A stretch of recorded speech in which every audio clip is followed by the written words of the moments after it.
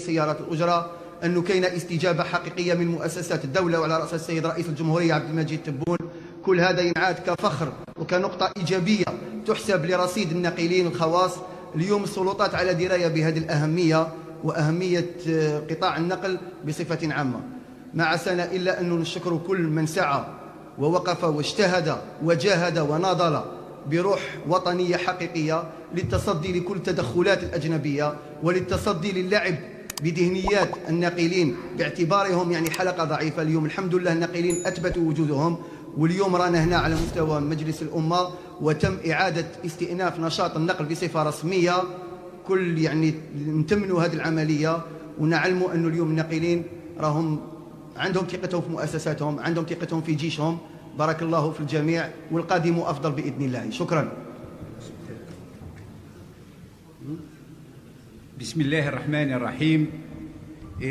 نشكر السيد رئيس مجلس الأمة على سعة الصدر، على قلبه الواسع، على حسن استقباله لكل انشغالات النقابات.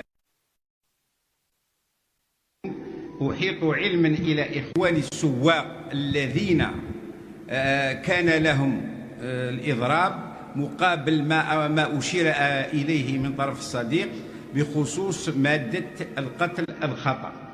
ليعلم الناس جميعا أو السواق خاصة وأصحاب الحافلات أن أمورهم ومشاكلهم وانشغالاتهم قد وصلت إلى يد آمنة إلى أعلى سلطة في البلاد، وتقبلها كذلك بصدر رحب. وأشرنا في نقاطنا النقطتين الأساسيتين التي كانت أدرجت على السيد وزير النقل، هي إعادة النظر في رفع التسعيرة وإعادة النظر في تجديد الحاضرة. واليوم كان لنا كذلك النقطة التي أدرجت في جدول أعمالنا من جراء إخواننا السواق الذين كان قانون المرور حجر عثرة بالنسبة لهم. نقول لهم أن استجابة مجلس الأمة لهذا المطلب مشكورة، وعلى هذا الأساس نطالب الإخوان أن الرجوع إلى العمل لا نقاش فيه، لأن شعارنا اليوم كما سبق وأن قلنا الوطن قبل كل شيء. وشكرا. بسم الله الرحمن الرحيم، والصلاة والسلام على أشرف المرسلين. صدقوني كنا في ضغط كبير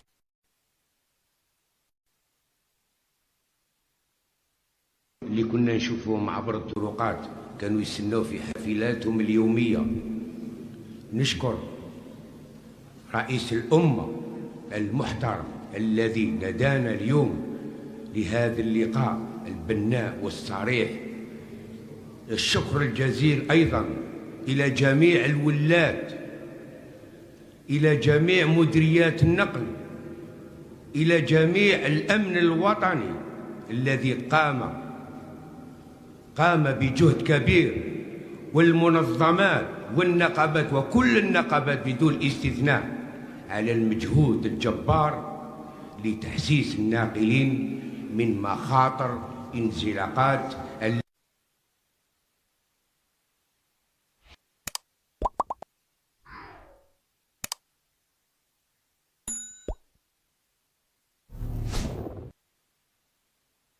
الجزائرية.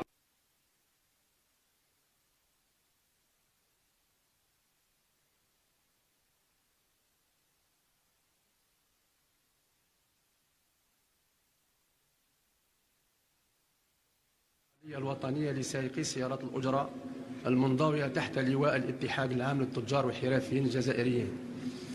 سعداء جدا أن نحظى بهذا الاستقبال من طرف السيد رئيس مجلس الأمة، اللي أعطانا نوعا من الاطمئنان والارتياح، لأننا حقيقة في هذه المناسبة أثبتنا سواء كنا ممثلين ولا ناقلين ولا تجار ولا حتى سلطات أن الجزائر فوق كل اعتبار.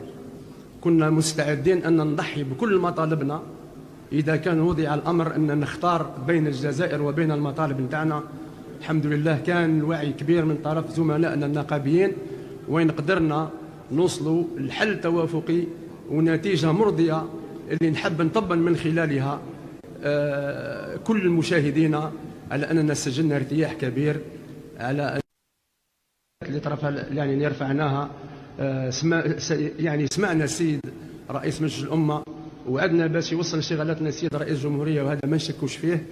وعليه ومن هذا المنبر وبكل روح مسؤولية أوجه رسالة صادقة مخلصة لكل الناقلين وأصحاب سيارات الأجرة أنه كل الانشغالات التي طرحت سوف تعالج وتؤخذ بعين الاعتبار، بما في ذلك مشروع قانون المرور اللي أحدث ضجة ونوع من الهلع والخوف والرعب في أوساط السائقين، وما نقولوش غير النائقين، في أوساط السائقين بصفة عامة، لأنها كل من يحوز على رخصة سياقة راهو متخوف من هذا القانون.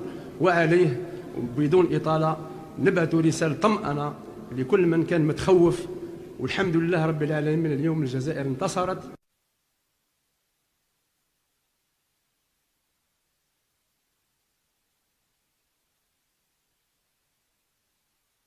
سوف يتم مناقشة ومعالجة كل التحفظات التي سجلت من طرف الناقلين، وهذا بفضل جهود الكثير من الهيئات، ونشكركم على هذه يعني الالتفاتة وهذا يعني الاهتمام الكبير من هذا يعني الحضور الهائل لوسائل الإعلام.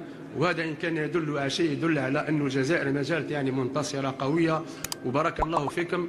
ونطمئنوا يعني إخواننا الناقلين انه يرجعوا يعني للنشاط نتاعهم، ما بقاش كاين حجه ان نقعدوا مضروبين وما نعطلوش المصالح نتاع المواطنين. وبارك الله فيكم.